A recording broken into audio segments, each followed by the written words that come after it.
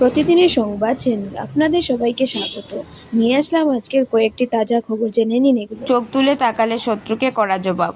ভারত ও পাকিস্তানের মধ্যে চরম উত্তেজনাকর পরিস্থিতির মধ্যে এমনই বার্তা দিলেন সংঘপ্রধান মোহন ভাগবত। কাশ্মীরের পহেলগ্রামে পাকিস্তানি মদতপৃষ্ট জঙ্গি হামলার পর মোহন ভাগবত বলেছিলেন, একটা ধর্ম বনাম অধর্মের লড়াই, সবাইকে একজোট হওয়ার কথাও তিনি বলেছিলেন। পাকিস্তানের মদতদাতা ট্রাম্পকে কড়া নিন্দা করল আরএসএস।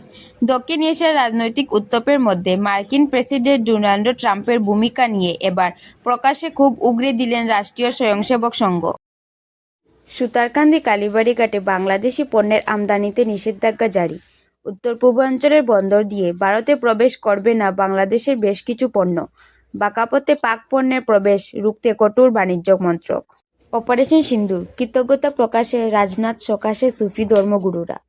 অপারেশন সিন্দুর এর সাফল্যের জন্য গোটা মুসলিম সম্প্রদায়ের পক্ষ থেকে কেন্দ্র সরকার এবং ভারতীয় সেনাবাহিনীর প্রতি কৃতজ্ঞতা জানালেন দেশের শীর্ষ সুফি ধর্মীয় নেতারা।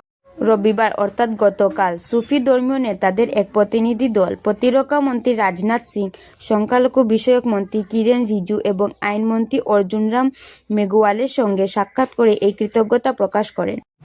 এসটিএফের অভিযানে গ্রেফতার 7 জেহাদি।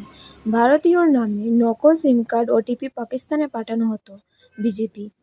তো বন্ধুরা, আমার দেওয়া আজকের আপডেট ছিল এতটুকুই।